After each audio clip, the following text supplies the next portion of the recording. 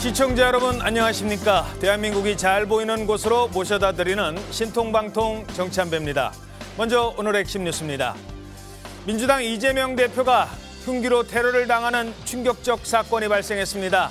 용의자인 60대 남성은 현장에서 곧바로 체포돼 현재 경찰 조사를 받고 있습니다. 이 구체적인 범행 동기를 집중 조사하고 있습니다. 곽승환 기자입니다. 부산 가덕도 신공항 부지를 둘러보던 민주당 이재명 대표가 취재진의 질문을 받으며 걸어갑니다. 파란색 종이 왕관을 쓴 남성이 다가오더니 이 대표에게 흉기를 휘두릅니다. 지지자인 척 다가와 이 대표를 피습한 피의자는 충남 아산에서 부동산 중개업을 하는 67세 남성 김모 씨였습니다. 김 씨는 현장에서 제압돼 바로 경찰서로 압송됐습니다. 이재명 대표 왜 공격했습니까? 김 씨는 경찰 조사에서 이 대표를 살해할 의도가 있었다고 진술한 것으로 알려졌습니다. 하지만 왜 살해하려 한 건지 등 범행 동기는 입을 다물고 있는 것으로 전해졌습니다. 범행에 사용한 흉기를 최근 인터넷으로 구입하는 등 범죄를 사전 계획했을 가능성에 무게가 실리고 있습니다. 정확한 범행 경위 등에 대해서는 현재 조사 중에 있습니다. 경찰은 김 씨가 특정 정당에 가입했는지 여부를 확인 중입니다. 아울러 김 씨에게 살인 미수 혐의를 적용하고 구속영장을 신청할 방침입니다. 부산경찰청은 69명 규모의 특별수사본부를 꾸려 구체적인 범행 경위를 조사 중입니다. TV조선 곽승환입니다. 자, 사건 발생 직후 서울대병원으로 이송을 했고 수술을 받았습니다. 제일 궁금한 거 지금 이재명 대표 상태 어떤 것으로 알려지고 있습니까? 예, 현재까지 서울대병원 중환자실에 계속 머무르면서 회복 중인 걸로 알려지고 있는데요. 이 어제 밤에 한 차례 부인이죠. 김혜경 여사가 면회를 한 이후로는 주변 사람들의 면회도 이루어지지 않고 있다고 합니다. 의식은 회복됐고 다행히 치명상은 아니라는 설명인데요. 합병증 발생 가능성을 좀 더 지켜본 이후에 출혈 위험성이 낮다 이렇게 판단이 된다면 일주일 이내로 퇴원할 가능성이 전망되고 있습니다. 예. 자, 다행히 치명적인 곳은 찔리진 않았다고요? 예, 맞습니다. 이 목 왼쪽 부위를 찔렸는데요. 1.5cm가량의 열상과 함께 경정맥 손상을 입은 걸로 알려졌습니다. 이재명 대표는 혈관 재건 수술을 받았는데 정맥에서 흘러나온 혈전이 생각보다 많아서 관을 삽입하는 수술을 진행했다고 합니다. 예. 이 혈관 주변으로 모인 피딱지를 제거하고 봉합하는 수술이었고요. 이 경정맥 같은 경우에는 뇌에서 쓴 피를 다시 심장으로 내려보내는데 이 심장에서 피를 끌어올리는 경동맥을 다친 게 아니라서 다행이었다 이런 설명도 나오고 있습니다. 자, 지금 의료진 얘기로는 손상된 부위가 경정맥이라 다행이다. 만약에 경동맥이 손상됐다면 정말 현장에서 어떤 일이 발생했을지도 모른다. 그 왼쪽 목 부위로 1.5cm 크기의 상처를 입었는데요. 조선일보 3면 기사에 자세히 나와 있습니다. 자, 경동맥 손상 2시간 동안 혈관 재건 수술. 예, 이 만약에 경동맥이었으면 큰일 날 뻔했다는 거예요. 경정맥이라는 겁니다.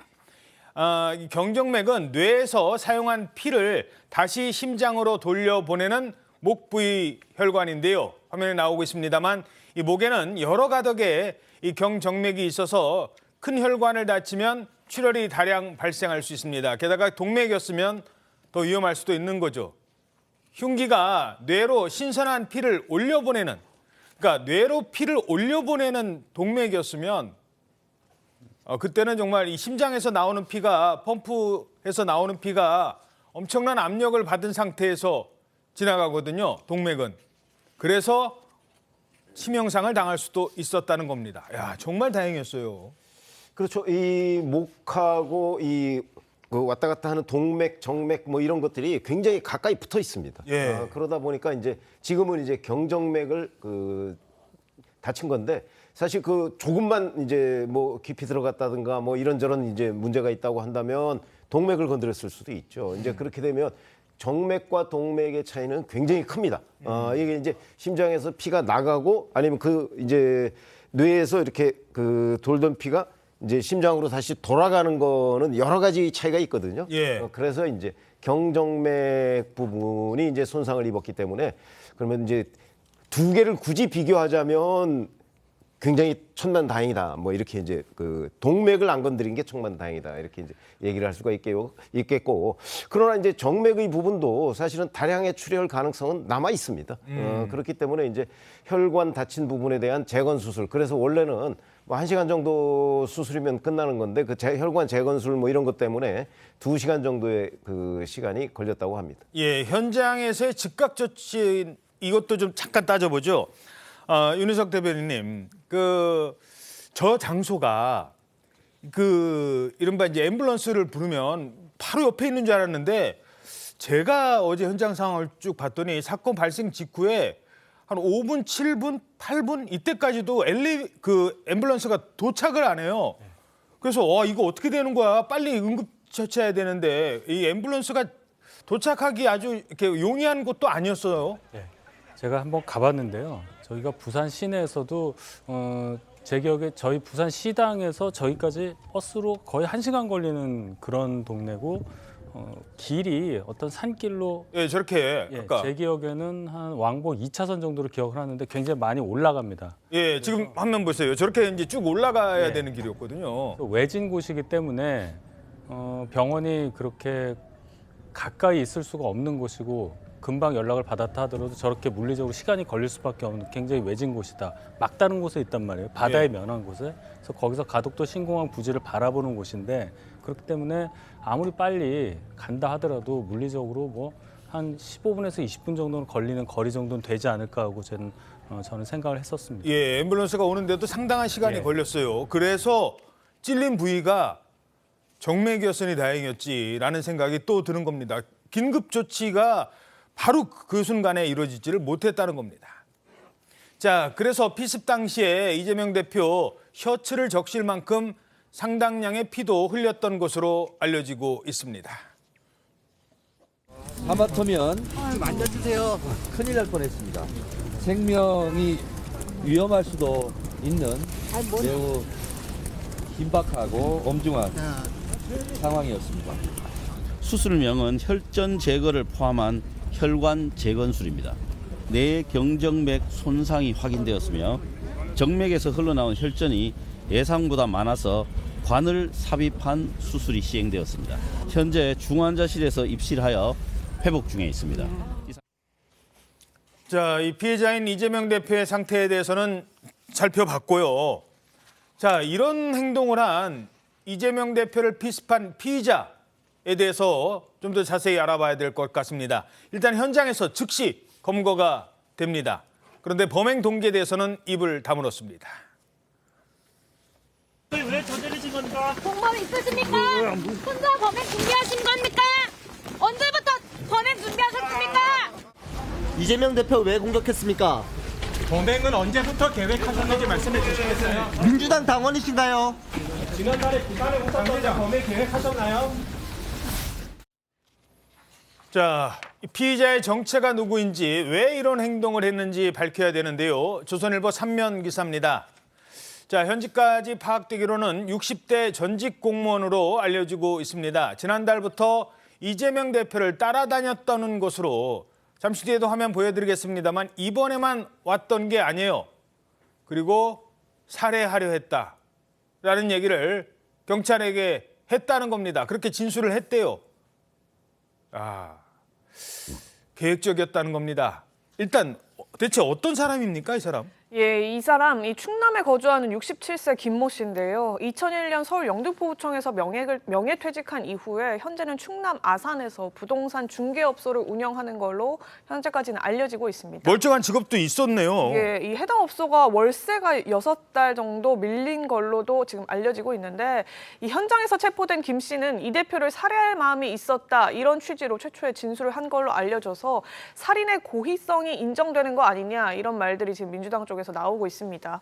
이 당원 가입 여부도 관심인데요. 예. 경찰에 김 씨가 민주당에 가입했다 이렇게 진술할 걸로 초기에 지금 알려졌었는데, 그리고 또 충남 그 부동산 중개업소 주변 인물들도 김 씨가 평소에 주변 사람들에게 나 민주당원이다 이렇게 진술했다라는 증언들이 있기는 했어요. 하지만 이 사람의 진술 자체가 지금 오락가락하고 있는 상황인데다 민주당에서도 구체적으로는 당원 가입 여부가 확인 안 되고 확인해 줄 수도 없다 이런 상황이라서 그 진위 여부도 아직 알 수 없는 상황입니다. 이 당적이 기자가 아까도 보면 민주당원이십니까? 라고 질문을 했잖아요. 근데 이게 뭐 특별한 의도나 이런 게 아니라 주변 그 이분이 사는 곳 마을 사람들 얘기를 들어봤더니 평소 자기가 민주당이었다라고 얘기를 하고 다녔대요. 그래서 그 얘기가 맞는지 아닌지를 확인하는 겁니다. 아직까지 이 피의자 김 씨의 당적은 확인되지 않았습니다. 그 부분을 다시 한번 좀 말씀드려야 되는데, 자 김준수 소장님, 이분 당적이 뭐 민주당이다 이거 밝혀진 건 아니에요? 예, 뭐 옛날에 보면 당원의 규모가 이제 돈을 안 내고 가입할 때는 뭐 300만이기도 하고요. 그다음에 이제 지금은 그래도 권리당원이나 또는 뭐 당에서 조금 그 뭔가 의무를 강조한 당원인 경우에는 이제 100만 내외로 이렇게 줄어들기도 하는데, 요즘 또 인터넷 가입도 가능하고 그래서 당원 확인이 쉽지는 않습니다. 그래서 이제 그런 문제가 좀 있고, 그래서 또 개인적으로 본인은 당원이라고 생각하지만 실제로 이제 권리를 가지고 있는 당원이 아닐 수도 있고, 그래서 그 부분은 좀 두고 봐야 될 것 같습니다. 이게 이제 당원 여부가 좀 앞으로 좀 민감할 수도 있는 문제이기 때문에 조심해야 됩니다. 그걸 전제로. 근데 이걸 중앙당에서는 확인을 해볼 수 있지 않나요? 어떻습니까? 확인해 볼 수 있죠. 왜 그러냐면 뭐 인터넷 가입 같은 경우는 이제 명부를 중앙당에서 가지고 있고, 예. 그다음에 이제 그 시도당으로 그 만약에 그 당원 가입 원서를 냈다면 시도당에서도 또 그걸 관리하고가 있습니다. 그러니까 이제 그런데 이제 문제는 이 당적 관리라는 것이 그렇게 치밀하게 무슨 행정 장부를 무슨 관리하듯이 그렇게 이루어지지는 않고 있어요. 예. 그러다 보니까 이제 확인하는데 시간이 좀 걸리게 되겠죠. 아마 그런 점 때문에 지금 그 뭐 민주당이든 국민의힘이든 지금 그 확인 작업을 지금 벌이고 있는 것으로 보입니다. 뭐 당원 가입 여부가 뭐 어찌 보면 사실은 뭐 그렇게 중요한 건 아닌데, 그러나 이제 범행 동기를 지금 본인이 얘기를 안 하고 있으니까 그걸 밝히려면 혹시 뭐 이 사람이 어느 당원이었고 과거에 뭐 이재명 대표와 뭐 무슨 관계에 있었고 뭐 이런 것들을 이제 그 최종적으로까지 본인이 범행 동기를 밝히지 않는다면 그걸 유추해 볼 수 있는 여러 가지 정황들을 확인하는데 당원 가입 여부도 꽤 중요한 요소이기 때문에 그래서 예. 아마 확인을 하려고 하는 것 같습니다. 예. 자, 이재명 대표를 겨냥한 흉기 피습이 발생했을 당시에 옆에 사람들이 없었느냐? 사람들이 있었어요. 거기서 그 사람 많은 데서 이런 행동을 했다는 겁니다. 경찰도 40여 명, 뭐 사복 경찰도 있었고 그런 상황이었습니다.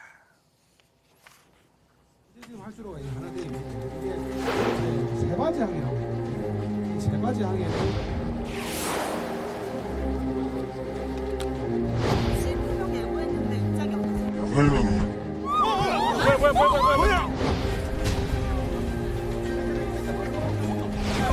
자, 행사 관계자회에 지원하세요.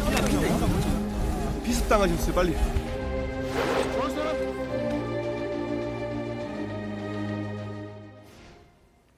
피습 직전에 이재명 대표는 기자들에 둘러싸여서 질문을 받고 있었습니다. 평소와 다름없이 한 남성이 파란색 종이 모자를 쓴 남성이 등장을 합니다. 내가 이재명. 아무도 의심하지 않았습니다. 그런데 이런 일을 저지른 겁니다. 국민일보 3면 기사 보시겠습니다. 내가 이재명 모자 쓴 60대 남성 사인해달라고 접근해서 순식간에 찔렀다라는 겁니다. 이재명 대표의 지지자 모임을 뜻하는 머리띠, 저 파란색 종이 모자를 말하는 거고요. 무슨 왕관처럼 쓰면서 접근을 했던 겁니다. 그 현장 상황을 저희들이 직접 보여드리지 못합니다만 저도 그 당시 생중계되던 화면을 다시 봤는데요. 기자가 질문을 하고 있었고 저 남성이 사인 좀 해주세요라는 얘기를 분명히 했습니다. 그러면서 접근을 했어요. 그러니까 아무도 저런 짓을 저지를지 몰랐던 겁니다. 자, 최지훈 기자, 저때 상황 잠깐 좀 한번 설명을 좀 해주시죠. 지금 그 현장 최고위를 연다고 부산에 지도부가 다 있었고요. 그 현장 최고위를 열고 나서 기자들이 보통 백브리핑을 합니다. 이재명 대표를 둘러싸서 근데 뭐 추가적으로 질의를 하는데 그 과정에서 이제 기자들의 질의가 이어졌고요. 이 대표가 이제 걸어가면서 기자들 질문을 거의 다 받은 상황에서 앞에 카메라 기자들이 이 대표를 찍고 있었고 그 주변으로 사람이 꽤 많이 운집을 해 있었습니다. 근데 저 김 씨 같은 경우에는 그 운집과는 조금 다소 벌어진 떨어져 있는 상황에서 서 있다가 갑자기 이제 질문이 거의 다 끝나고 이동하는 과정 중에 그 밀집돼 있는 그 인파 한 가운데로 들어간 거죠. 그러면서 그 말씀하셨지만 종이로 만든 파란 왕관에는 내가 이재명, 또 현장 피켓에도 내가 이재명 이런 종이를 들고 있었는데 대표님 사인 하나만 해주세요 이렇게 얘기를 하면서 인파들 속으로 들어갔고 가슴에서 이제 펜을 꺼내는 것처럼 이 대표 앞에서 사인해달라 이렇게 얘기하면서 펜을 꺼내는 것처럼 가슴팍에서 뭔가를 꺼냈는데 그게 이제 펜이 아니라 흉기였던 거죠. 그 당시 왼손에는 또 핸드폰도 들고 있었던 걸로 알려지고 있는데 그만큼 이제 대표 쪽 지지자들이 보통 이제 유튜브 방송도 실시간으로 생중계하고 하다 보니까 당연히 이제 그 지지자들 가운데 한 명으로 생각을 해서 아무도 그 부분을 제지하지 않았던 겁니다. 잠깐만요. 지금 저 사람 웃고 있는 거예요, 지금? 범행 직전에? 웃으면서 이제 다가간 거죠. 뭐 대표 나도 좋아하고 이재명 대표 좋아한다 이러면서 사인해달라 이러면서 웃으면서 다가간 겁니다. 저희 지금 뒷모습 뒤통수가 이재명 대표인데 저렇게 면전에서 웃으면서 안으로 진입을 했고 사인해달라고 하니까 그 주변에 이제 당직자들이 이 대표를 수행하고 있었는데도 전혀 의심하지 못했다고 해요. 근데 워낙 이제 세게 밀치면서 들어오다 보니까 주변 이 대표를 수행하는 당직자들도 그 충격이 워낙 커서 그 이 대표를 향해서 돌격할 때 그 이 대표가 밀리는 힘으로 주변 당직자들까지 다 이렇게 밀려서 넘어지게 될 정도로 그 순간적으로 발휘하는 힘은 상당히 컸다. 지금 이런 얘기들도 하고 있습니다. 자, 이게요. 뒤에서 공격한 것도 아니고 옆에서 공격한 것도 아니에요. 정면에서 흉기를 들고 이런 표현 좀 그렇습니다만 한 번만 목을 가격을 했거든요. 그러니까 정말 무방비 상태가 될 수밖에 없었던 겁니다. 목격자 얘기로 다시 한번 이 상황 들어보시죠. 그 기자들이 계속 뭔가 질문하고 있었어요. 끝날 때쯤 당직자들이 이제는 마무리해서 타셔야 된다, 비키라 이게 양해를 구하잖아요. 대표님 사진 한번 찍어주세요라고 들어오면서 그러니까 누구도 지지자가 아닌 거라고 의심할 수 없게끔 행동을 한 거예요. 자, 여기서 범행 수법과 범행 동기 그리고 계획 범죄의 정황이 몇 가지 드러나는 겁니다. 자, 이재명 대표 지지자로 오인하게끔 만들었어요. 이건 어떻게 분석하십니까? 일단 뭐 범인이 접근하려면 그렇게까지 이장할 수밖에 없는 거 아닐까 싶어요. 그러니까 이재명 지지자 또 이재명 지지자들이 쓰는 어떤 뭐 프랭카드나 문구 이런 것들을 가지고 접근하면 접근이 쉬우니까 이렇게 했던 것 같고 대체로 이게 이제 조직적이거나 뭔가 테러를 하기 위한 그런 걸 한다면 더 치밀하겠지만 이게 뭐 개인의 어쨌든 돌발이라 보면 개인으로서는 최대한 신분을 위장해야 되니까 이제 그런 행태를 띈 것 같고요. 또 뭐 어디 당원을 가입한다든가 어디 당원인 경우에도 마찬가지로 접근을 위한 수단으로 본다면 어디에 당원인지 이것도 사실은 중요하지 않을 것 같고요.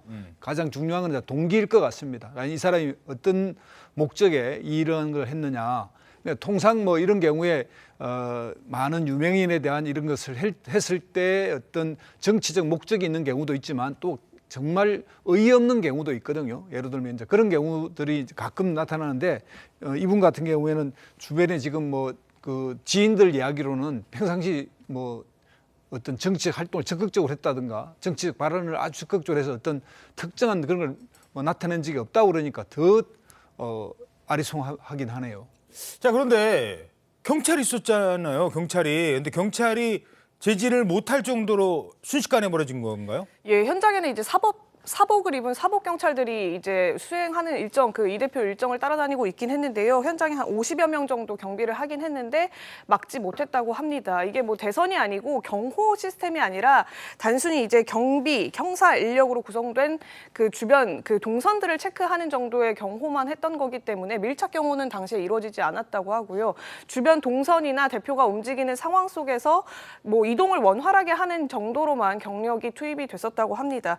상황 얘기 들어보니까 앞에는 또 이 대표가 직진하는 과정 중에 앞에 카메라 기자들이 서 있었잖아요. 예. 그러니까 그 앞으로는 경력이 이렇게 밀착 경호를 하게 되면 카메라 그 촬영 시야를 가리게 되기 때문에 그 앞은 바로 또 경력이 들어갈 수가 없었던 거예요. 그러니까 카메라와 이 대표 사이의 공간. 예, 그 김 씨가 지금 투입한 곳이 바로 그 공간이거든요. 카메라 기자와 그 이 대표를 찍고 있는 카메라 사이 그 빈 공간에 김 씨가 투입이 된 건데 카메라가 계속 찍고 있는 상황 속에서 그 앞까지 경호를 할 수는 없는 상황이라서 그 빈틈을 지금 김 씨가 노렸다 지금 이렇게 보고 있는 것 같고요. 평소에는 경호 인력이 경력이 사부 요인 정도만 하고 그 정당 대표들 같은 경우에는 뭐 외부 일정, 지방 일정 이렇게 특별한 국회 외 일정을 할 때에만 붙는다고는 합니다. 근데 아마 선거철까지는 아니기 때문에 그런 경호 인력까지는 투입되지 않은 걸로 보입니다. 자, 윤희석 대변인님, 그 국민의힘에서도 뭐 당 대표가 어디 행사를 간다든가 이런 경우 많잖아요. 그때 이제 같이 이제 동행을 하실 때도 많은데 기자들 취재하는 공간도 분명히 필요하고 또 지지자들도 와 있고 저럴 때 약간 그 무방비로 노출되는 순간순간이 있을 것 같아요. 네, 많습니다. 특히 요새는 뭐 다 그런 건 아닌데 개인 방송하시는 분들이 그 취재 선을 넘어와요. 예. 물리적으로 충돌이 많이 있고 그 언론인끼리도 이제 질서가 없어지는 상황이 발생을 하고 그 와중에 좀 과격한 생각을 가진 분들도 막 밀려 들어오고 이런 상황이 상당히 많이 있었습니다. 제가 많이 수행을 해보면 그래서 그래도 공당의 한 대표 정도 되는 분들의 그 지방 일정 같은 데에는 뭔가 경찰력이 조금 더 강화되지 않으면 사고가 좀 나겠다는 생각도 많이 했거든요. 그래서 지금 저 상황도 보면은 저기가 바다가 바로 면에 있는 막다른 골목이라 바람도 많이 불고 하니까 아마 많은 사람들이 그 주의 집중이 어려웠을 겁니다. 그런 상황도 있었기 때문에 저런 행동이 가능하지 않았는가 그런 걱정을 했었던 그 부분이 이게 나와서 상당히 놀랐습니다. 저도 어제. 어떻게 보십니까? 그러니까 저런 일들이 그 흔히 이제 다른 곳에서도 그 재발될 수 있을 가능성이 대단히 높죠. 그래서 이제 과거에도 보면 왜 그 법원에 또는 뭐 저 검찰에 출두하고 그럴 때 뭐 포토라인 얘기를 하잖아요. 예. 그 포토라인도 사실은 저런 위험성 같은 걸 방지하기 위한 목적이 굉장히 많아요. 그러니까 선을 그어놓고 그 선은 그 이렇게 침범하지 않는 걸로. 왜냐하면 저게 언론인들끼리도 문제가 되고 그다음에 이 일반 기자와 카메라 기자 간에도 문제가 되고 그다음에 그 중간중간에 또 지지자들도 섞여 있고 그다음에 이제 저런 식의 뭔가 그 우회를 가하려는 이런 용의자들도 섞여 있을 가능성이 대단히 높거든요. 예. 그래서 보면 이제 이게 그 지금 공식 선거운동 기간이 아니기 때문에 정당 대표에 대한 근접 경호를 하지 않아요. 그러니까 이제 이런 위험성이 늘 있는 거예요. 예. 이재명 대표뿐만 아니고 여러 그 정당 대표들한테 늘 있어요. 그럼 이제 이걸 어떻게 해결할 것인가 하는 부분은 지금부터 좀 연구가 필요한 부분입니다.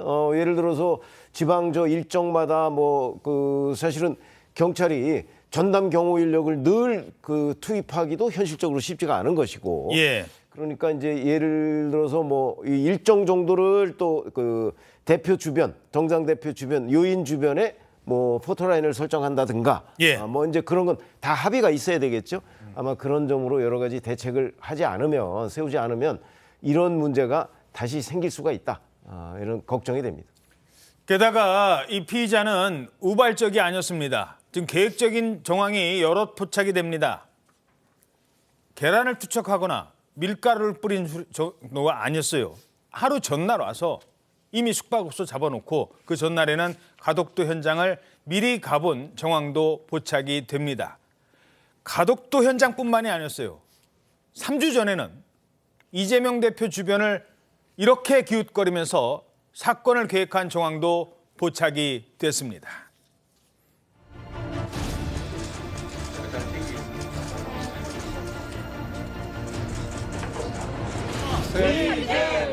하나, 둘, 셋.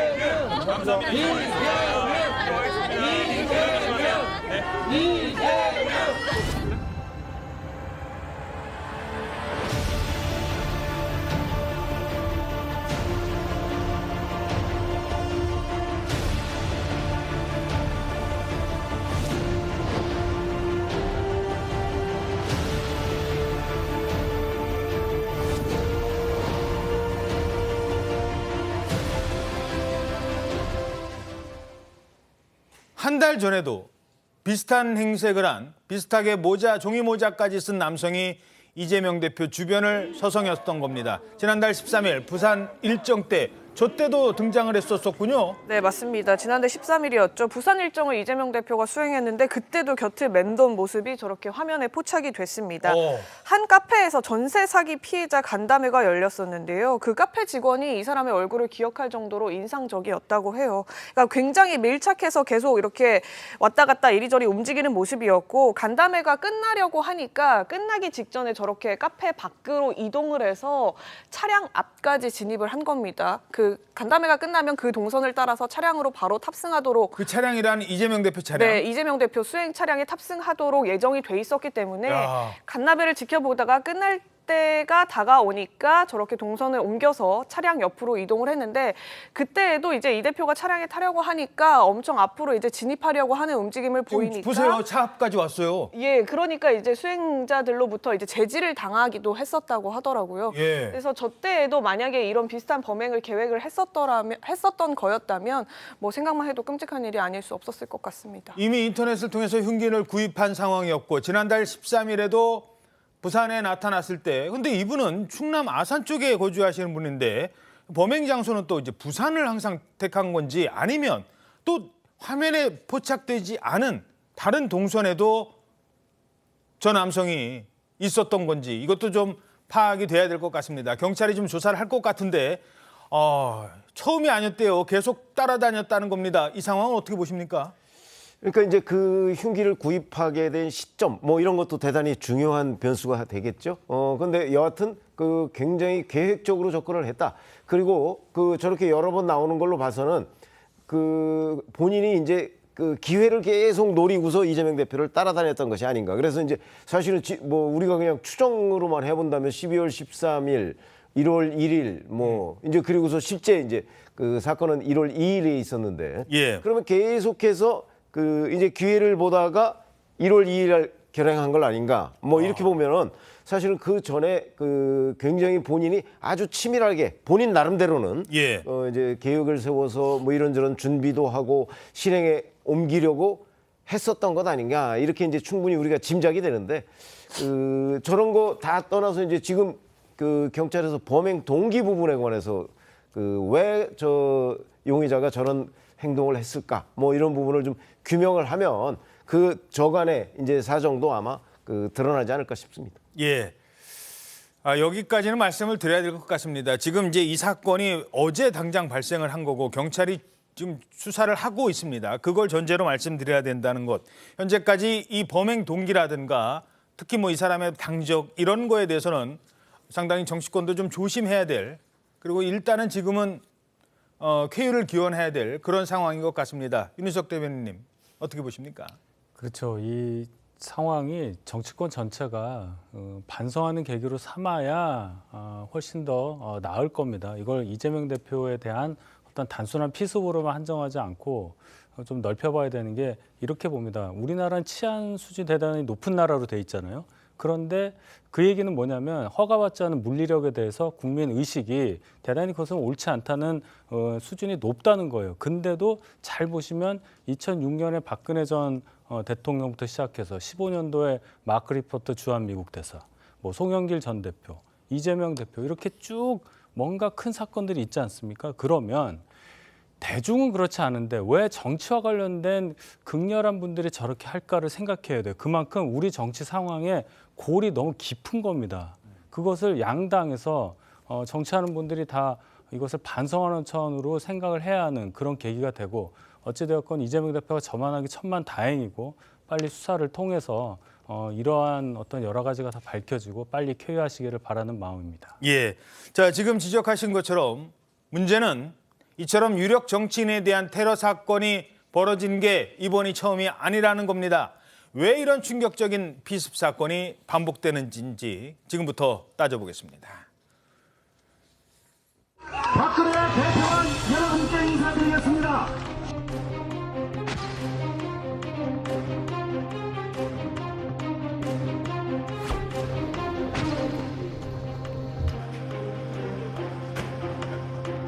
I want to express my profound gratitude to those Koreans and Americans alike who so bravely and selflessly responded to the scene of the attack, and to the medical teams that delivered world-class treatment. 서대문 국민 여러분께서 함께 응원해 주시면 감사하겠습니다.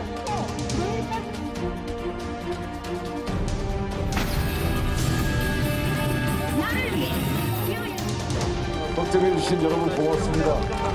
다행히 뇌출혈이 없고 제가 머리가 좀 튼튼했는지 외부 상처만 잘 꿰맸습니다. 자, 과거 사건들도 재조명되고 있습니다. 어떤 사건들이 있었죠? 예, 일단 가장 기억에 많이 남는 것은 지난 2006년이죠. 지방선거 직전에 박근혜 전 대통령이 흉기로 피습당한 사건입니다. 그 당시에 한나라당 대표였는데 박근혜 대표는 서울 신촌에서 유세 차량에 오르던 가운데 괴한의 습격을 받았었는데요.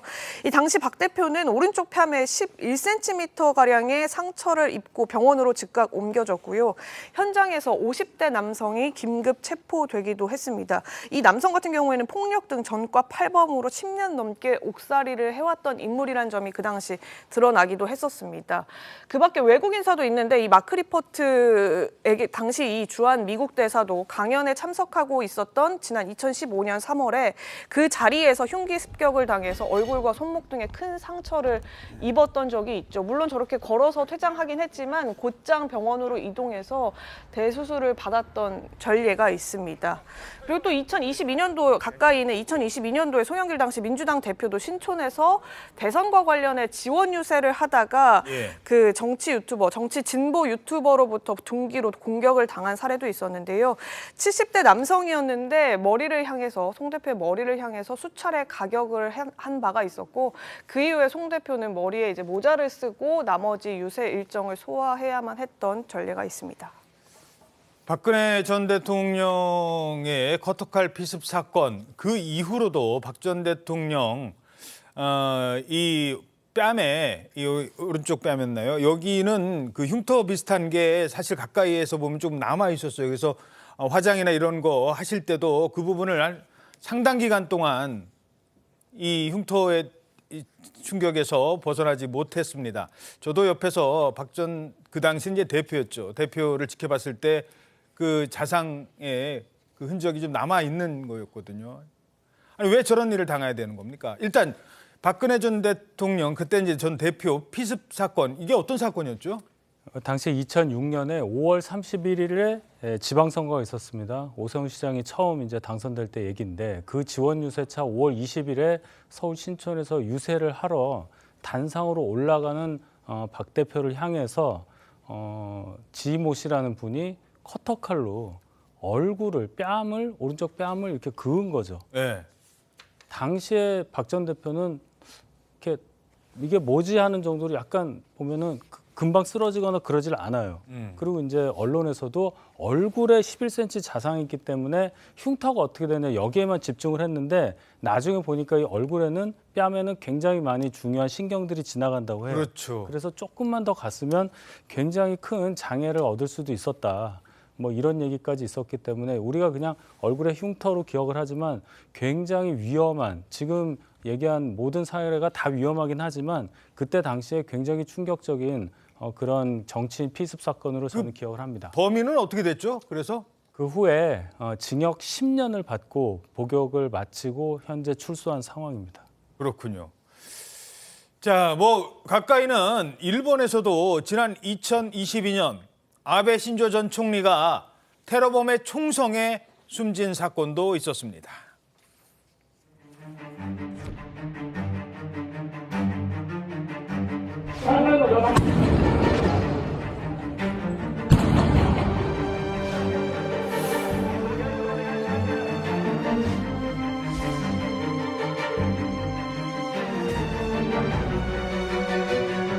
卑劣な蛮行であり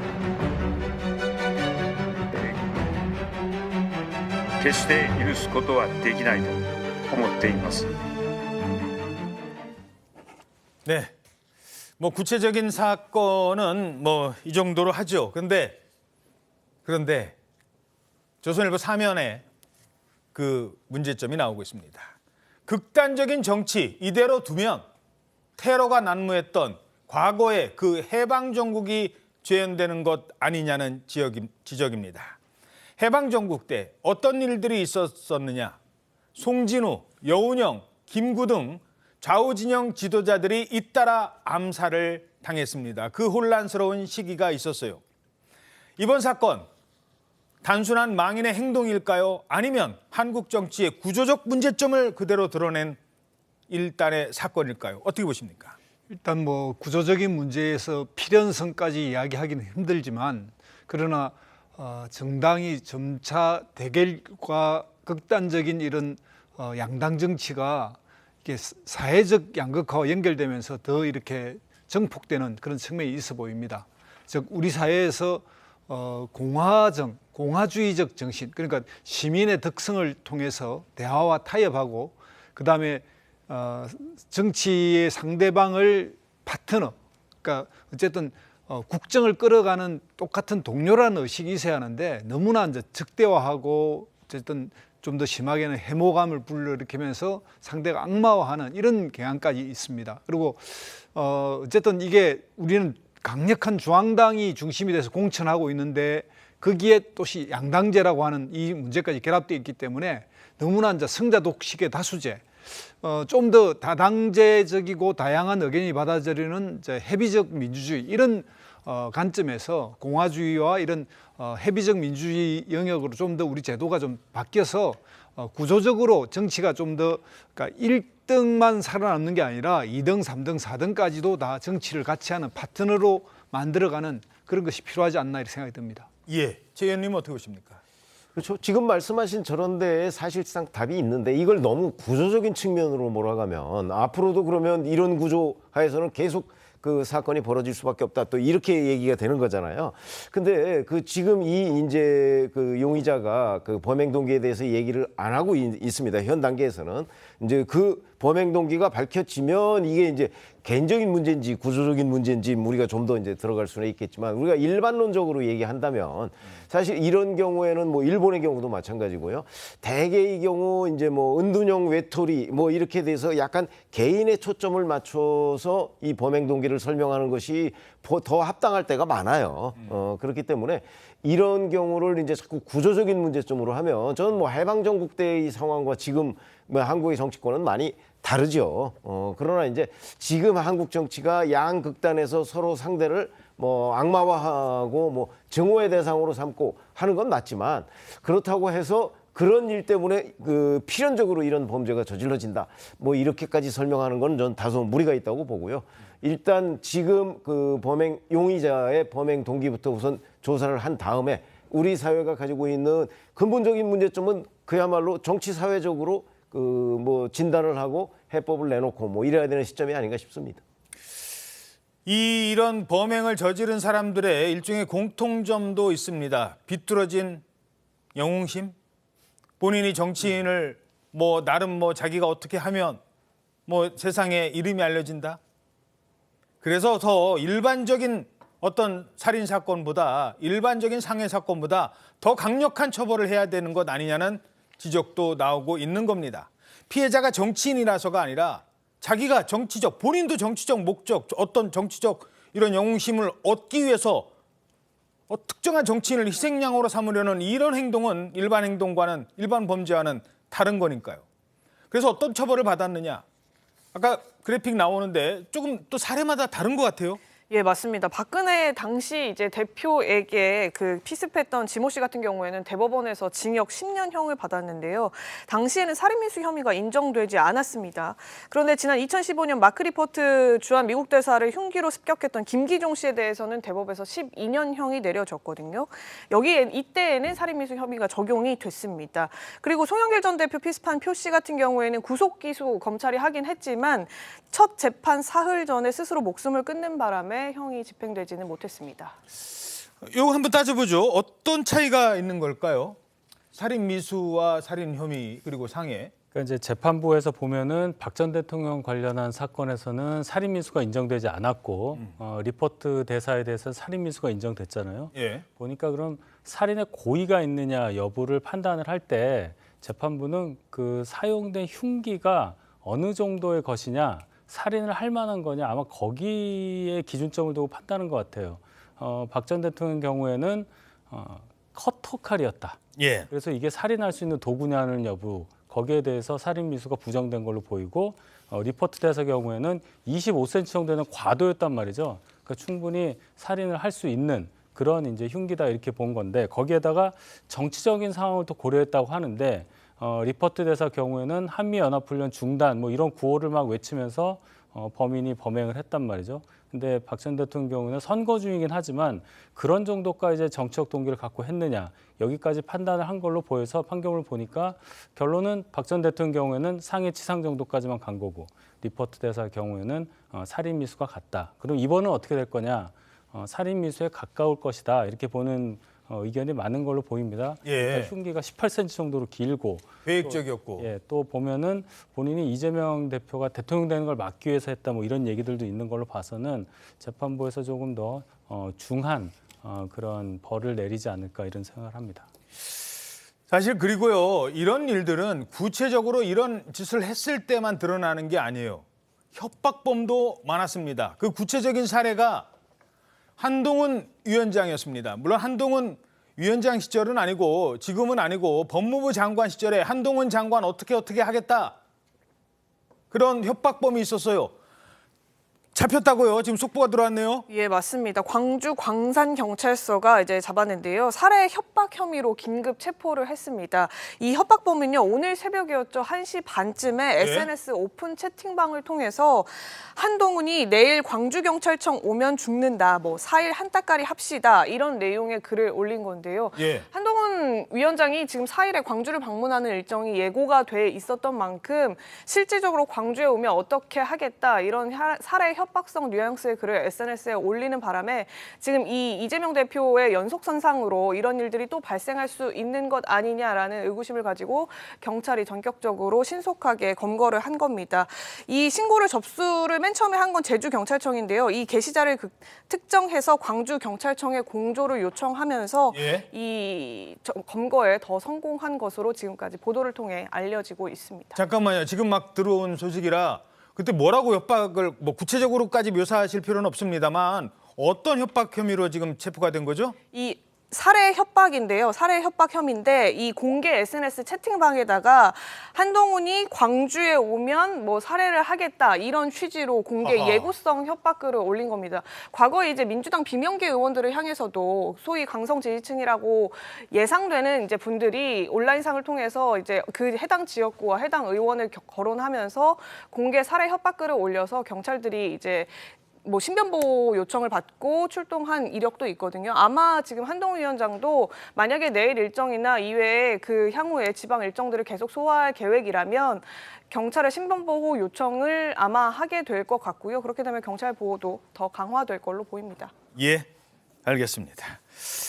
자, 이번 피습 사건에 미칠 여파, 물론 지금 정치권에서 그거 계산할 때는 아닙니다. 그건 미리 말씀드리죠. 하지만 정치권의 일정에는 변화가 불가피합니다. 그 점도 짚어보겠습니다. 우선 이재명 대표에 대한 재판도 영향을 받을 것으로 보입니다. 또 이낙연 전 대표 비명계 의원들 행보도 글쎄요, 그전과는 조금 달라질 것 같습니다. 적어도 강도만큼은.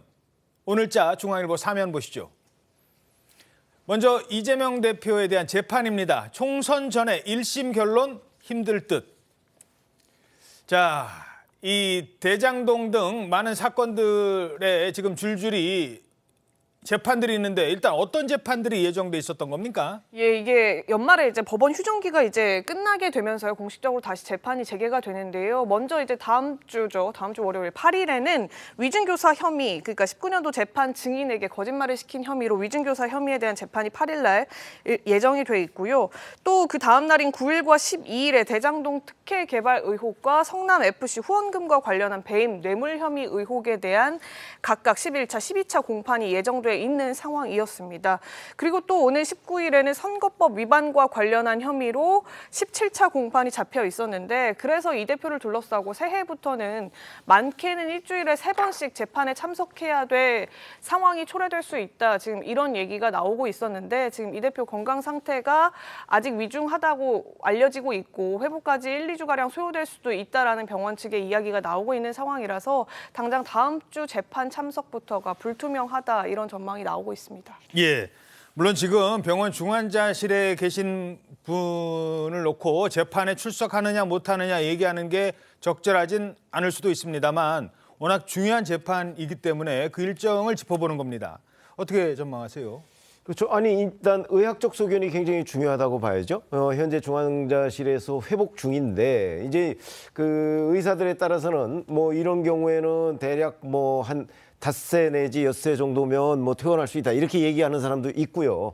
그러나 이제 그거는 구체적으로 이재명 대표를 상태를 지금 봐야 되는 거기 때문에 아마 그렇죠. 서울대병원에서 결정을 하지 않을까. 언제쯤 퇴원이 가능하다 뭐 이렇게 될 것이고 그렇게 되면 뭐 이제 이제 후유증 여부에 따라서는 뭐 재판을 또 진행할 수도 있을 텐데 일단 1월 8일에 위증교사 혐의에 대한 그 재판은 아마도 힘들지 않을까 이렇게 예상이 됩니다. 그거는 이제 이재명 대표와 실제 그 위증을 한 그 김진성 씨가 이제 그 출석을 하거든요.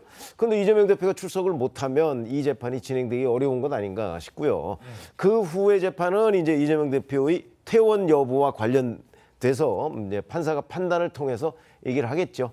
예.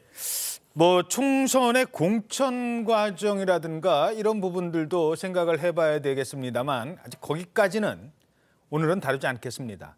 그런데 당장 내일로 예고된 분이 있었어요. 이낙연 전 대표. 내일 기자회견 열기로 했었거든요. 오늘 서울신문 기사 보시겠습니다. 비상 걸린 민주당의 비명계. 일단 민주당은 긴급 의총을 열고 비명계는 결단의 시간에 숨고르기에 들어갈 것이라는 전망입니다.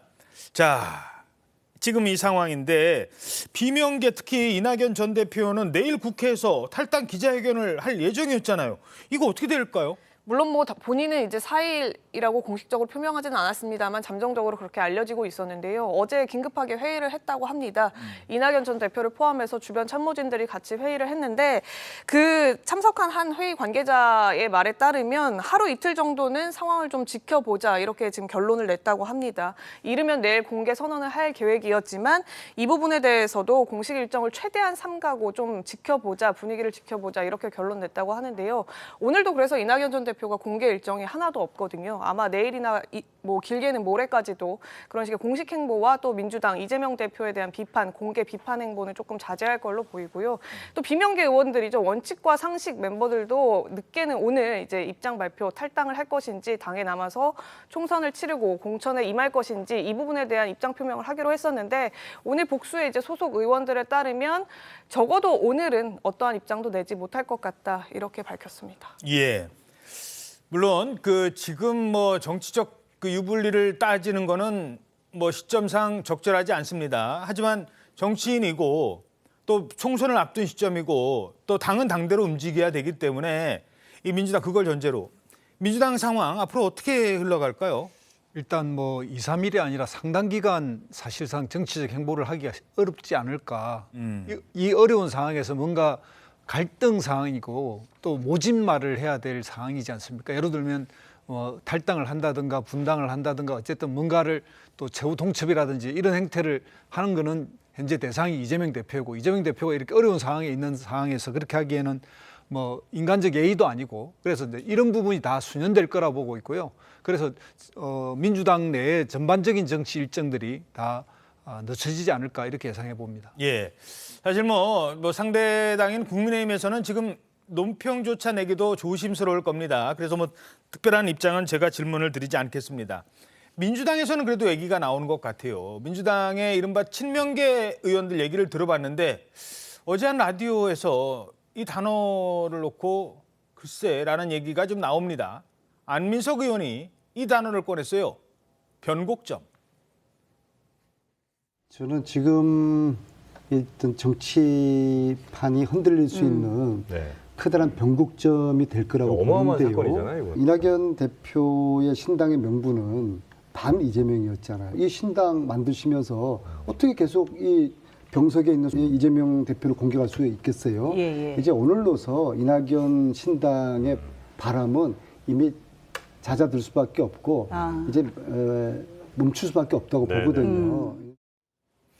자, 물론 안민석 의원도 여기까지는 설명을 드리죠. 이 질문을 했기 때문에 그 질문에 대한 답변에서 나온 단어라는 겁니다. 지금 누가 뭐 정치적으로 좋다 나쁘다 이런 거 따질 사람은 아마 없을 겁니다. 이 제대로 된 정치인이라면. 그래서 제 의원께는 이렇게 질문 드리죠. 안민석 의원이 말했던 저 변곡점이라는 건 어떻게 해석을 해야 될까요? 글쎄요. 이제 안민석 의원의 주장을 쭉 들어보면 결국은 이낙연 전 대표가 이재명 대표의 피습으로 인해서 이제 탈당을 아마 못하게 될 거다. 그리고 이제 그 동력이 상실될 거다. 뭐 이런 걸 전제로 지금 얘기를 하고 있는데 제가 보기에는 그럴 것 같지는 않아요. 이제 이재명 대표의 그 퇴원까지 단순하게 이렇게 수년 되는 것 아닌가 저는 그렇게 보거든요. 그러니까 변곡점이 아니고 그냥 자연스럽게 한 며칠간 그 정치 일정이 뒤로 미뤄지는 것에 불과하지 그렇다고 해서 이낙연 전 대표가 어떤 정치적 선택을 여기서 이재명 대표가 피습되고 뭐 앞으로 여러 가지 문제점이 계속 남아있다면 모르겠는데 지금 중환자실에서 회복 중이잖아요. 그리고 아마 며칠 정도 있으면 이제 퇴원을 할 텐데 그렇게 되면 정치 일정은 다시 또 돌아가는 것 아닌가요? 돌아갈 수밖에 없을 것으로 보이고요. 그러니까 변곡점이라고 하는 거는 안민석 의원의 기대가 반영된 걸로 보인다. 저는 그렇게 생각합니다. 그 민주당 지도부에서는 지금 비슷한 식의 맥락으로 말씀을 많이 하시는데요. 오늘 공개적으로 라디오 같은 곳에서 출연을 해서 보면 이 시점을 계기로 결국 당이 단합하는 모습을 보여줘야 되기 때문에 이낙연 전 대표도 의지를 좀 꺾고 만류하는 모습을 보이고 좀 가라앉았으면 좋겠다 이런 얘기를 많이 하거든요. 그래서 신당 창당을 멈춰달라 이런 공개적 메시지도 당 지도부 중심으로 더 많이 나오고 있는데 다만 이제 이 전 대표 쪽에서는 뭐 시간을 조금 말씀하신 대로 늦출 수는 있겠지만 멀게는 뭐 이달 말에 창당을 늦추는 거 아니냐 이런 얘기도 지금 기자들 사이에서 나왔는데 말까지도 갈 수는 없고 우리는 어쨌든 해오던 대로 늦어도 중순에는 신당 창당 출범을 그대로 가야 될 것 같다 이렇게 얘기를 하고 있습니다. 일단 신당 창당의 방향을 밝혔고 또 지지자들 앞에서 그 행주산성이었나요? 거기서 이낙연 전 대표가 했던 얘기도 있기 때문에 이 사건을 계기로 창당은 없었던 일 이건 아니고 아마 이 발표를 연기한다든가 그런 측면인 것 같습니다. 오늘 긴급 의총이 민주당에서 열린다고 합니다. 앞으로의 대응 방안에 대해서 얘기를 하고 특히 아마 민주당 내에서도 이 얘기는 나올 것 같습니다. 괜한 쓸데없는 말 하지 맙시다. 지금은 자중할 때입니다. 이런 말 나올 것 같아요. 그런데 글쎄요. 참 요 얘기. 이건 그냥 팩트를 일단 전해드리죠. 지금은 이재명 대표의 회복이 최우선입니다. 범행 동기는 지금부터 밝혀내면 됩니다. 뭐 범인 잡았으니까요. 근데 이 와중에 윤석열 대통령 책임이다. 이게 다 윤석열 때문이다. 이런 주장을 한 사람이 있다고 합니다. 누굽니까? 이경 전 상근 부대변인인데요. 지금은 그 보복운전 혐의로 1심에서 유죄 판결을 받았기 때문에 부대변인 신분은 내려놨습니다만 침묵을 유지하고 있다가 어제 SNS를 통해서 메시지를 올렸습니다. 이 대표가 부산 방문 중에 목 부위에 습격을 당했다 이렇게 얘기를 하면서 대통령이 민생은 뒷전이고 카르텔, 이념 운운하면서 국민 분열을 극대화하니 이런 일이 벌어지는 것 아니냐 이렇게 비판을 한 건데요. 윤석열 대통령이 신년 회견에서 그 카르텔과 이념을 이야기한 부분을 지적하면서 이 부분들이 국민 분열을 초래했고 결국은 이 대표에 대한 피습으로 이어지게 만든 책임이 있다 이러면서 윤 대통령으로 책임을 돌리는 메시지를 낸 겁니다. 이른바 개딸들이라 부르는 분들도 물론 그걸 어떻게 다 통제하겠습니까마는 뭐 그중에는 정말 별의별 사람이 다 있다고 치고 이 개딸들 주변에도 비슷한 주장이 나온다고요? 그렇죠. 제가 아까도 말씀드렸지만은 국민의 의식 수준과는 동떨어진 낮은 수준을 보여주고는 있는 정치권의 극렬한 이런 분열 양상에 대해서 정치권에 몸담거나 그런 분들은 먼저 자성부터 하는 게 맞는 겁니다. 책임을 느끼고 거기에 대해서 어떠한 재발 방지에 대해서 생각을 해야 된다. 이런 자세가 나와야지 이것의 원인은 상대편 탓이다. 상대편이 잘못했기 때문에 이런 일이 벌어졌다. 이런 식으로 간다면 그 분열의 골은 더 커지는 거죠. 상대방을 대화의 상대, 어떤 뭐 협치의 대상 이렇게 보는 게 아니라 그냥 적으로 보는 겁니다. 적개심에 쌓여서 정치를 하기 때문에 이경 전 부대변인 같은 발언이 나온다. 대단히 안타까운 일이고 또 거기에 극렬한 지지층은 흥분할 수 있어요. 그러면 정당의 기능은 뭡니까?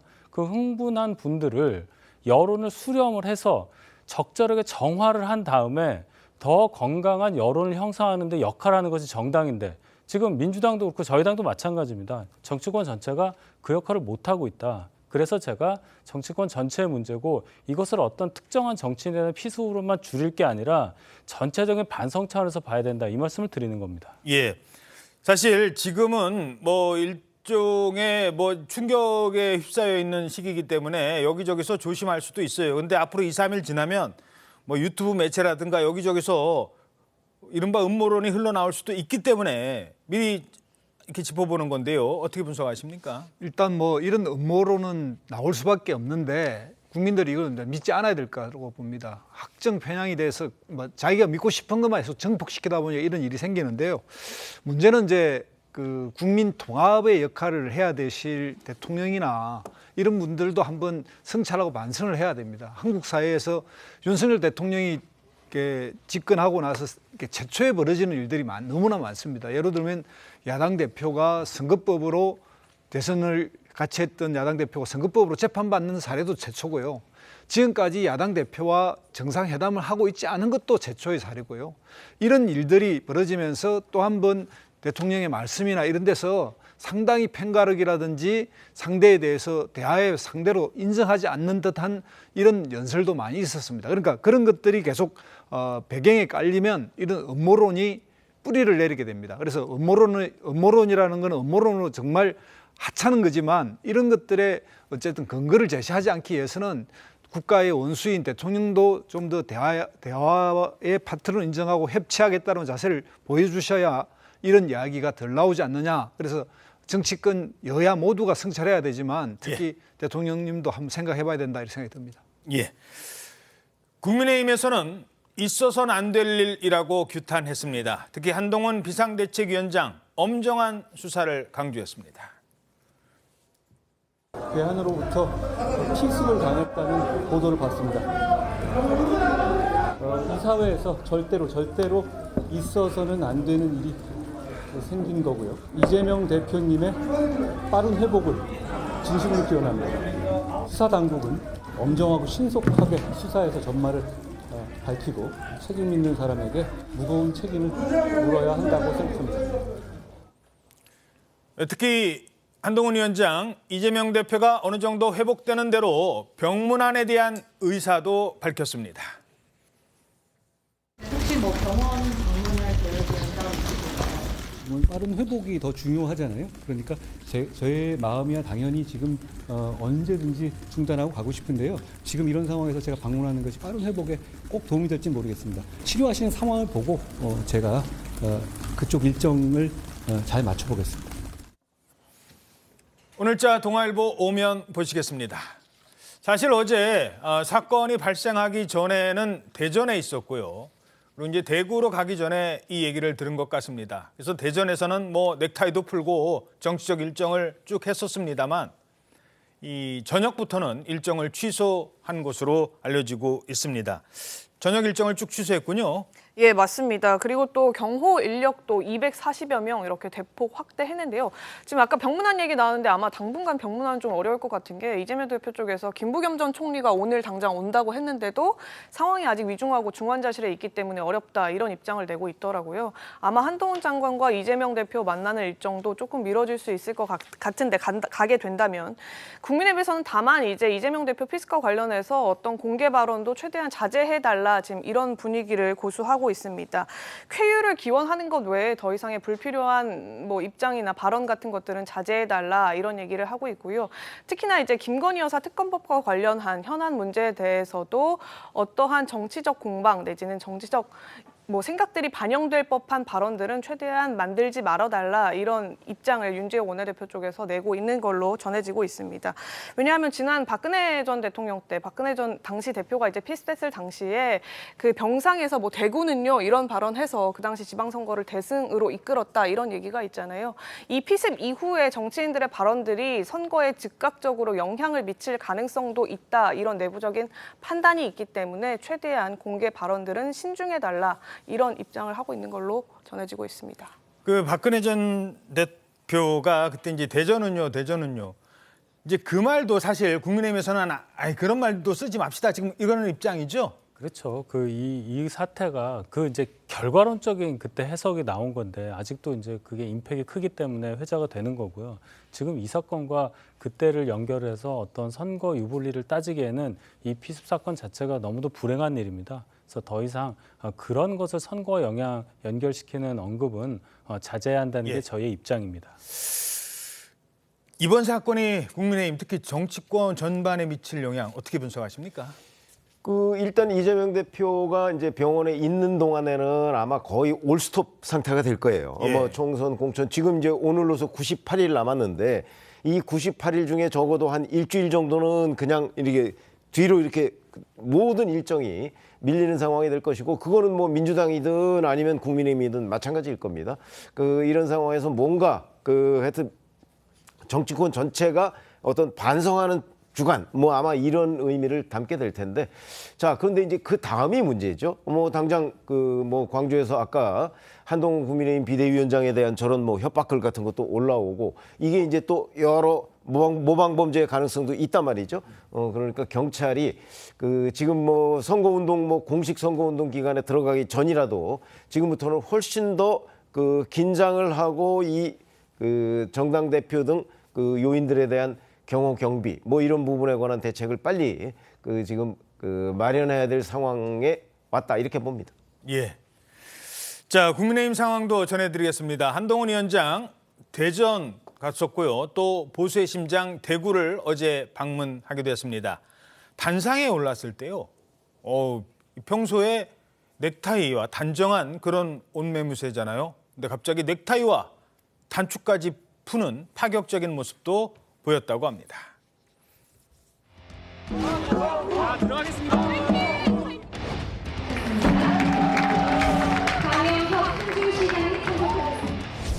대구 경북의 응원과 지지를 정말로 고맙게 생각하고 자랑스럽게 생각해야 한다고 생각합니다.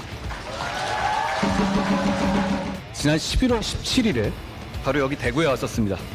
사실 그때 저는 정치를 하겠다는 결정을 하기 전이었습니다.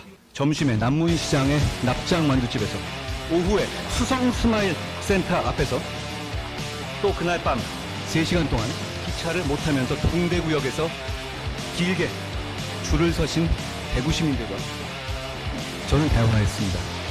이런 동료 시민이자 생활인들의 현재와 미래를 위해서 나서야겠다고 그 자리에서 결심했습니다.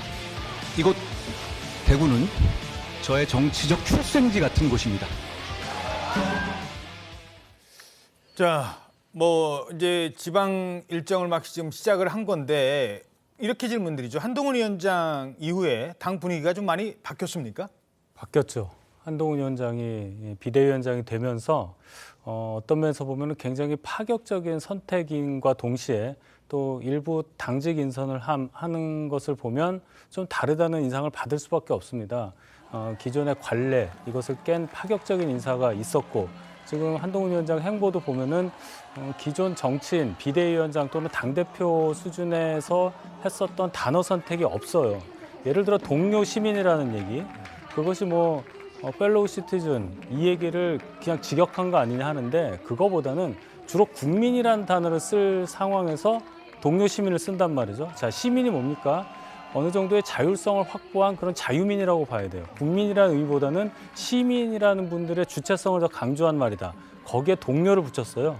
그러면 국민을 바라보는 시각은 기존 정치인과 한동훈 장관은 확실히 다르다. 그것이 당에 전달이 되고 있고 한동훈 위원장이 계속하는 얘기, 22대 총선과 관련돼서 이제 봐야 되겠는데 헌신이라는 얘기를 계속합니다. 그러면서 본인의 총선 불출마까지 첫날 선언을 했잖아요. 이러한 분위기는 이뇨한 혁신위원장 10월 23일 취임 이후부터 계속되었던 저희 당의 어떤 22대 총선 공천 방향이라고 볼 수 있는 희생과 헌신, 이것을 계속 한동훈 위원장도 이어가고 있다. 그래서 당도 거기에 따라서 굉장히 다른 분위기를 지금 느끼고 있다. 이렇게 정리하겠습니다. 한동훈 위원장이 어제 또 이런 말을 했어요. 4월 10일 총선이잖아요. 4월 10일 이후에 본인의 인생은 지금 생각하지 않는다. 저는 4월 10일 이후에 제 인생은 생각하지 않습니다. 그 이유는 그 선거가 이 위대한 대한민국과 이 위대한 동료 시민들의 미래를 정말로 크게 좌우할 것이라는 것을 잘 알기 때문입니다. 저는 헌신하겠습니다. 그리고 우리 당의 이런 자산과 보배들에게 필요한 헌신을 요구하겠습니다. 총선 이후의 인생은 생각하지 않는다. 이건 어떤 의미일까요?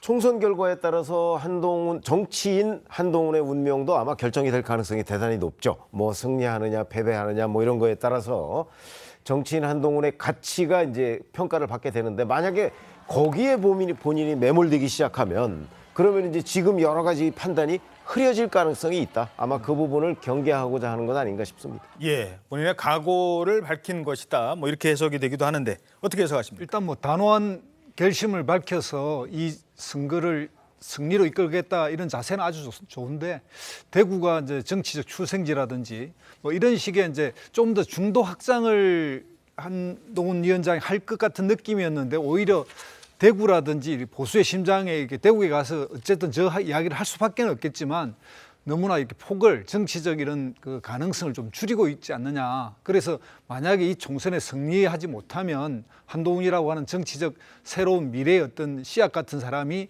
여기서 꺾일 가능성도 있어 보인다. 이런 점에서 좀 아쉬움도 있습니다. 예, 알겠습니다. 새해 첫날에 지진 발생했었죠. 쓰나미까지. 그래서 사망자까지 있었던 일본에서 이번에는요, 여객기와 짐을 싣고 나르던 수송기가 충돌하는 일이 발생했습니다. 이 충돌로 인해 여객기에서는 폭발이 일어났고 그 불길이 옮겨 붙으면서 수송기에 탄 사망자가 5명이나 나왔습니다.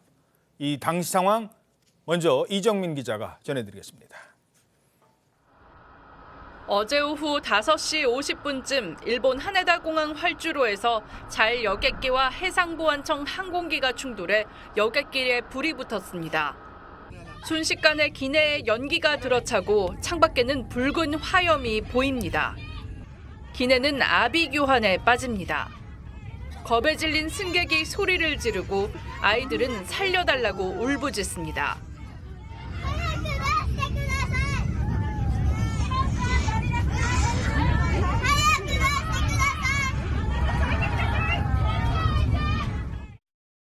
혼란도 잠시.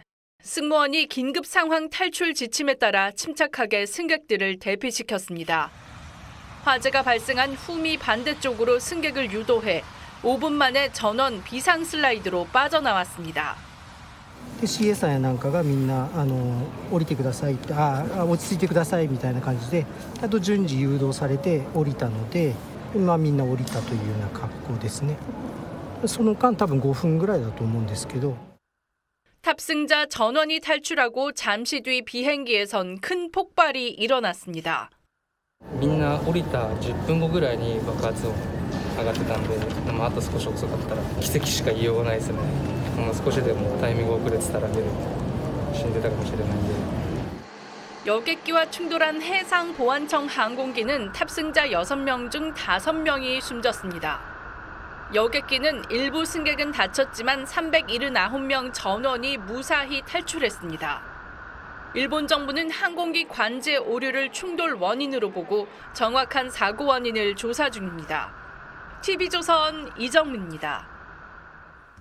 저 많은 사람들이 타고 있던 여객기는 저런 화염 속에서도 질서를 지켰고 무사히 탈출을 했습니다. 아니 근데 옆에서 5명의 그 수송기, 근데 이 수송기가 다른 곳도 아니고 지진 구호 물품 실어주러 가는 곳이었다고요? 그렇습니다. 그러니까 일본의 해상보안청 소속의 수송기였는데 그 수송기가 원래는 저곳에 저 시간대에 갈 일이 없었던 비행기였는데 예. 그 전날 지진이 노토반도에서 터지면서 그랬었죠. 그 피해를 여기저기서 본 거예요. 그래서 니가타현으로 구호물품을 싣고 가던 중에 사고를 당한 겁니다. 아, 그러니까 비상 상황이 발생을 해서 구호물품 싣기 위해서 원래 여객기가 뜨던 시간이 아닌데 움직였던 거군요. 그렇습니다. 오호. 자, 그런데 이 긴박했던 상황을 보면 전원이 어떻게 저기서 저런 불길 속에서 탈출을 했을까? 이것도 참 정말 대단한 것 같아요. 어떻습니까? 네, 그렇습니다. 뭐 사실 거의 기적에 가까운 일처럼 보이기도 하는데요. 예. 지금 이 전문가들의 의견에 따르면 거의 만석이었던 비행기에서 한 명도 지금 사상자가 크게 나오지 않은 것이 대단한 일이다라고 얘기를 하면서 추측을 하기에는 이 비행기의 뒤쪽에서부터 지금 불이 붙었는데요. 뒤에 불이 붙으면서 이 승객들을 앞쪽으로 이 승무원들이 유도를 한 후에 탈출 슈터라고 한다고 합니다. 그러니까 이 출입구에 달려있는 미끄럼틀 우리가 늘 그 비행기 타면 보잖아요. 그 미끄럼틀에 가스를 주입시켜서 탈출구를 만드는 거죠. 그렇죠. 긴급 탈출구를 만드는데 그걸 탈출 슈터라고 하는데 그 슈터를 통해서 침착하게 다 빠져나오게 한 것으로 보입니다. 그리고 이 승무원들은 90초 룰이라는 것을 훈련받는다고 해요. 90초를? 네, 그래서 무슨 긴급 상황이 터지면 90초 이내에 그 승객들을 다 밖으로 대피시킨다라는 훈련을 시키는데 이것을 이번에 침착하게 다 대응하면서 아주 탈출에는 성공적으로 이루어진 것이 아닌가 싶습니다. 예, 아까 기내 모습을 잠시 보여드렸는데 저 상황에서도 불이 나고 막 그런 상황에서도 한번 안에 볼까요? 자, 뭐 사람들이 잠시 뭐 이렇게 이거 뭐야 하면서 일어나고 그런 분도 잠시 저기 보입니다만 누구 하나 지금 출입구 쪽으로 나만 먼저 살겠다고 뛰쳐나간 사람이 없어요. 아이들이 들리십니까? 문 좀 열어주세요 정도예요 지금. 그러면서 질서를 지켰습니다. 자, 그런데 저렇게 한쪽은 저런 상황에서도 다 살아났는데 옆에 비행기 수송기에서는 안타깝게 희생자가 발생했어요. 네, 여객기는 인명피해가 비교적 적었는데요. 이 해상보안청 소속 항공기 승무원은 6명 중 5명이 사망하는 안타까운 일이 있었습니다. 그러니까 한 명의 생존자는 기장이라고 알려지고 있는데 모두 다 탈출을 시도했지만 결국은 한 명만 살고 나머지는 모두 안타깝게 목숨을 잃었는데요. 일단 기장도 심각한 화상을 입은 상태라고 알려지고 있습니다.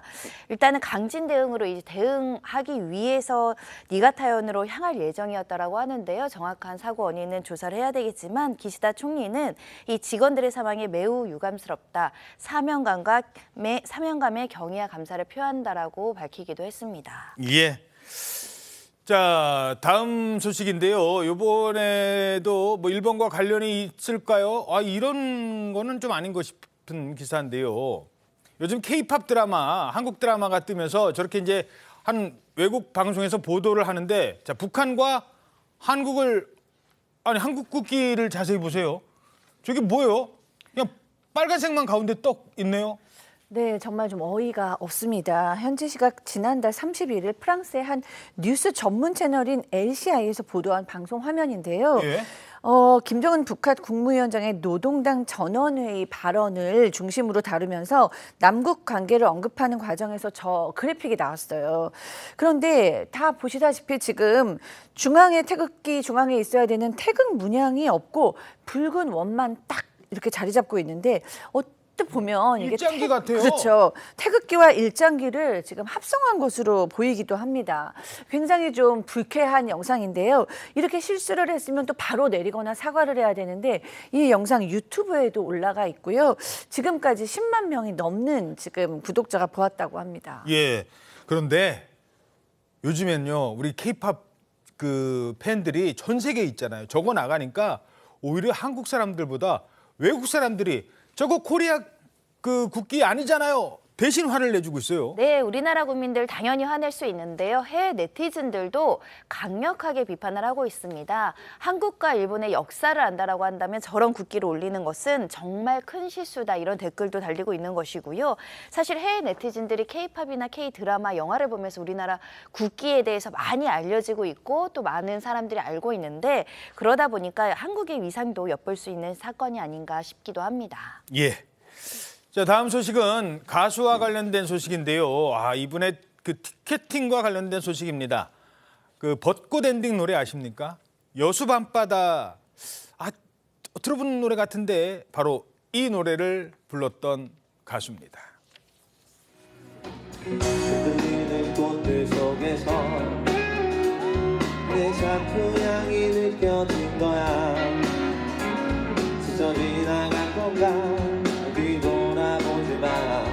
그냥 사람들만 보이는 거야. 저 목소리, 감미로운 목소리, 여수 밤바다, 이 노래 불렀던 그 장범준 씨인데, 근데 장범준 씨 콘서트에 너도 나도 가고 싶었겠죠. 그런데 자신의 콘서트 티켓을 전부 취소했다. 이게 무슨 소리예요? 네, 그렇습니다. 장범준 씨 지난 1일 게시글을 통해서 안표 문제를 해결하지 못했다고 하면서 오늘부터 다음 달 1일까지 열리는 공연의 티켓 예매분을 모두 취소하겠다라고 밝혔습니다.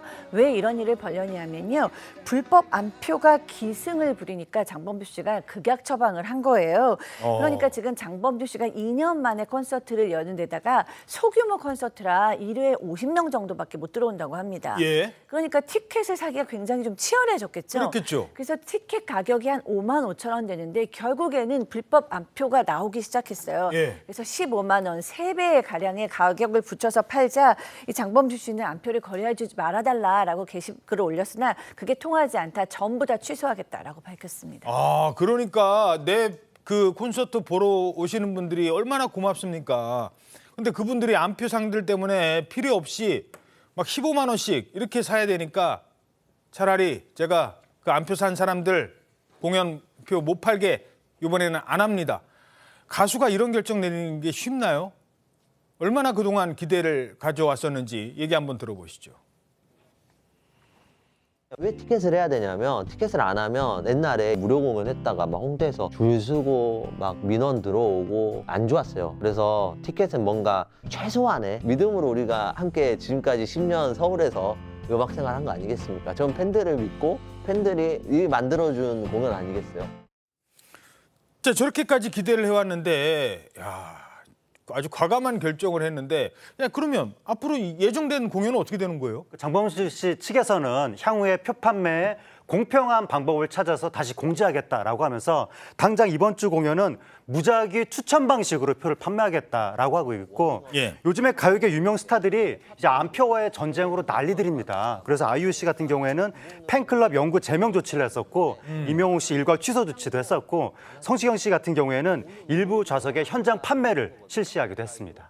안표 팔다가 그 처벌될 수 있다. 지난번에도 한번 전해드렸었는데 이거 불법 이제 명확한 거 아닙니까 이거? 네, 불법이고요. 또 개정된 법률에 따라서 지금 처벌 수위도 계속적으로 올라가고 있을 뿐만 아니라 그 가요계나 문화계에서 자구책으로 이렇게 안표 거래하시는 분들 같은 경우는 티켓 판매를 취소한다거나 불이익을 준다라고 공표하고 있는 상황이기 때문에 안표 거래서는 해서는 안 됩니다. 예. 자, 다음은 우리나라에서 가장 유명한 쌍둥이들 소식입니다. 이 푸바오의 여동생들 아이바오 그리고 후이바오가 요즘 얘네들 2연습하고 있다네요. 판다들도 연습할 게 있는데 어떤 연습인지 직접 확인해 보시죠. 아이 잘하네. 나 오늘 엄마 따라 밖에 나갈 거니까 밖에 나가면 엄마 말씀 잘 들어야 되고 너네 둘이 까불고 딴 데 다니면 안 된다. 와. 푸바 언니랑 비슷하네요. 푸바 언니도 처음 나왔을 때 풀들이 신기하고 흙냄새도 신기하고. Skate with the penguins round and through the yellow orange sky. Do you love to see when the sun is rising, my sisters? 아이쿠 꽁했네 꽁. 아, 쟤네들 이제 곧 만날 수 있는 겁니까? 네, 앞서 보신 영상이 이제 쌍둥이들이 실내 방사장에 이제 외출한 모습이라고 하는데요. 이 쌍둥이 새끼 판다 루이바오 그리고 후이바오가 내일부터 일반에 공개된다라는 소식입니다. 에버랜드 측에서 공지를 했는데요. 많이 기다리고 계신다고 하면서 바오 패밀리 모두와의 만남이 새해 들어 시작된다라고 하는데요. 이 루이바오가 사실은 지난 7월에 180g, 후이바오 140g으로 태어났는데 지금 6개월이 지나서요. 몸무게가 11kg에 달한다라고 합니다. 많이 큰 모습인데 일단 쌍둥이는 엄마인 아이바오와 함께 실내 방사장에서 공개될 계획이라고 하니까 많은 분들도 기대되실 것 같습니다. 예. 자, 마지막으로 얼마 전에도 이 논란이 있었는데요. 고등학생들한테 니들은 모르지 라면서 대게를 상한되게 팔았다가 아주 정말 그 사장은 업체 사장은 아주 그냥 주변 상인들한테 지금 호되게 혼나고 있는데요. 근데 강원도 속초에서 이런 비슷한 일을 당했다라고 주장하는 얘기가 있어서 잠깐 전해드립니다. 이번에 또 어떤 사건입니까? 지난달 31일에 인터넷 커뮤니티에 노량진 대게 사건을 속초에서 당했네요. 라고 하는 글이 올라온 거예요. 그 글의 내용이 뭐냐면 글쓴이가 해돋이를 보러 속초에 가서 25만 원을 주고 대게 2마리를 시켰는데 일단 기다리고 있으니까 대게 1마리하고 홍게 2마리가 서빙이 됐다. 예. 잘못 나온 거잖아요. 그래서 항의를 했더니 한 10여 분 뒤에 다시 대게 2마리가 서빙이 됐는데 문제는 그 대게를 보니까 지금 사진에서 보시는 것처럼 검은 얼룩이 보였다는 거예요. 그래서 이분은 저게 상했다는 느낌을 받았다는 겁니다. 예. 그래서 글쓴이가 대게를 3분의 1쯤 먹었을 때 검은 얼룩을 발견했지만 여행 기분을 망치고 싶지 않아서 그냥 돈을 지불하고 나왔다라고 하면서 글을 올린 겁니다. 업체 측 주장도 짧게 전해드려야 될 것 같은데 업체는 뭐라고 하고 있습니까? 이 업체 같은 경우에는 저게 상한 게 아니라 설 익은 게가 산소와 만나서 흑변 현상이 발생한 것이다. 그러니까 게 안에 해모시아닌 성분이 있는데 산소와 결합하면 까매질 수 있다고 합니다. 근데 맛에는 영향이 없고 상한 것도 아니고 몸에 해롭지도 않다고 합니다. 그래서 식당 측에서는 그날 처음에 이제 주문 실수를 해서 손님한테 죄송하고 손님이 너무 기다릴 것 같아서 빨리 서빙하려다가 좀 화근이 된 것 같다. 다만 상한 건 아니고 전날부터 손님이 너무 많이 몰려서 게가 빨리빨리 소진되고 있었기 때문에 뭐 냉동게가 나간다거나 상할 수 있는 상황은 아니었다라고 주장했습니다. 예, 알겠습니다. 저희는 1분 뒤에 돌아오겠습니다. 네, 오늘 아침 대한민국 잘 보이셨습니까? 오늘 하루 당신의 대한민국 신통방통이 응원해드립니다. 여러분 고맙습니다.